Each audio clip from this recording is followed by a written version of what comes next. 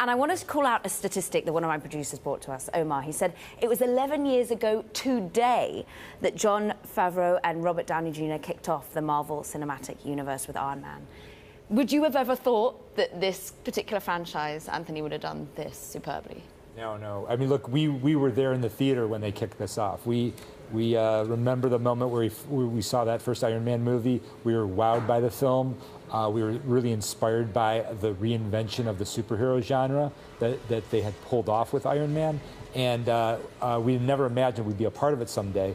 But to see the franchise journey through those 11 years, grow from film to film, build this global fandom based upon the sort of repeated experiences the audiences were having with these characters and developing experiences, and then it finally climaxed in Endgame. So it's been an amazing journey. There's got to be so much pressure by the studios with a big budget film like this, a film that has such a legacy with regards to its brand. How much creative freedom do they give you to sort of do what you want to do? It's an incredible amount of creative freedom, and I think that honestly we live in a time where disruption is welcome in the narrative space. And you know, if you go back and look at the movies we've made for Marvel, we've done 4 of them. The reason we've stayed is because we've had such a great experience. But you know, first movie we did, The Winter Soldier, they let us make the good guys the bad guys. In the second movie, Civil War, we divorced the Avengers. In the third movie, Infinity War, we killed half the characters. And then, you know, we made some pretty big swings in Endgame. And I think that, you know, we're in a time where social media is a driver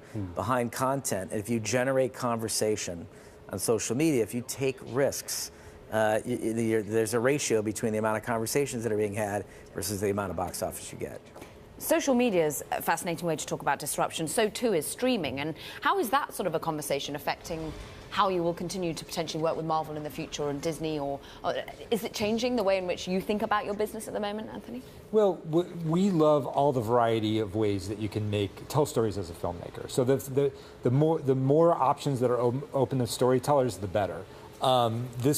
This obviously, the films were a very specific experience for audiences. They were big cinematic events that people would get together with their friends or their parents or their kids or their grandparents, whatever the case may be, and all go to the theater together year after year and sort of chart the growth of these characters and the journey of these characters and as they were sort of growing and journeying themselves through life. So it was a very unique experience. Streaming, of course, provides a different kind of experience, but everything is unique. Well, can you talk about streaming? Because you talk about this being a big cinematic event, but a lot of us now are using streaming as sort of our primary way to see newer movies. How are you sort of bridging the gap between what the demands of streaming are and the audience for that versus what needs to go into the cinema?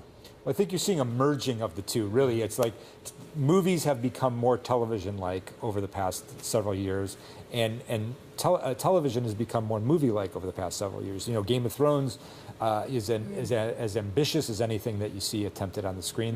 They spend on that show like anything that's on the big screen.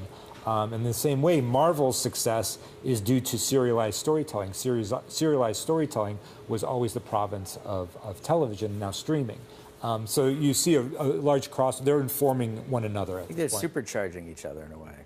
And also what's so evident at the moment in cinema and in streaming is the globalization of it. And the fact that what really took my breath away was of the $1.2 billion in sales, like almost a quarter, if not more, was coming from China. How are you ensuring that you get that sort of audience, Joe? Well, I think, listen, we travel with these films when we promote them, and we pay very special attention to each and every market. Of course, China is a market that Anth and I have a lot of connection with. We started our own studio called Agbo Studios in partnership with YE Brothers, who are out of China. It's #1 distributor in China. So we have a very close relationship with the Chinese market. And I think it's important to make sure that, you know, as filmmakers, that you pay attention to the global market, because it is delivering on an incredible level for us right now. And we have, over the last 4 films, traveled the world and, you know, probably been to 10 to 12 different markets in support of these movies. And with regards to the global market, I mean, Endgame and a lot of movies now are actually released at the same time in North America as they are in Asia and in Europe, right? Yeah. So how does that affect? Well, I think for a movie like this, it's literally required, because there are a lot of secrets in this movie, and if one market gets it ahead of another market, the other market, I think, is going to feel left out. You're going to go online and they're going to know what happened in the film. They're going to be disappointed. It could hurt the box office. So it's critically important that a movie like this, especially a conclusion, where everyone in the world wants to celebrate at the exact same time, have a conversation at the exact same time, that you give the movie to all of them together. And when we talk about globalization, we talk about cultural differences, but also this is a very diverse cast that you've got in front of the camera.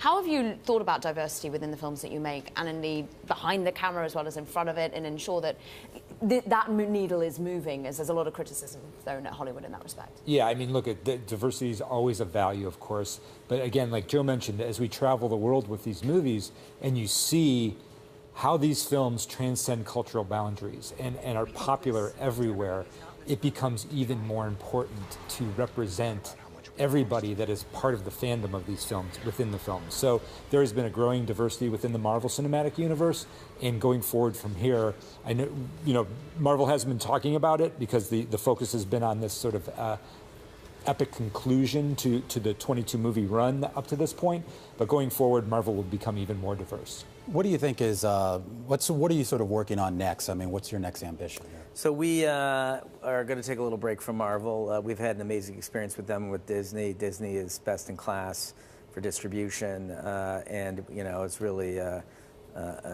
phenomenal place to work. But we're going to tell a smaller story.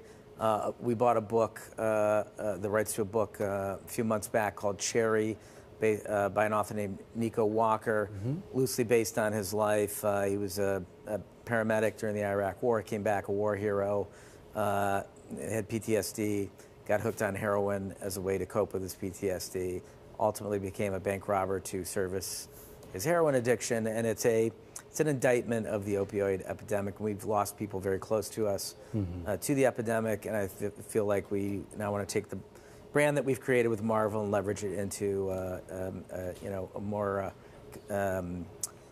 thoughtful and compelling movie that couldn't get made without that brand leverage.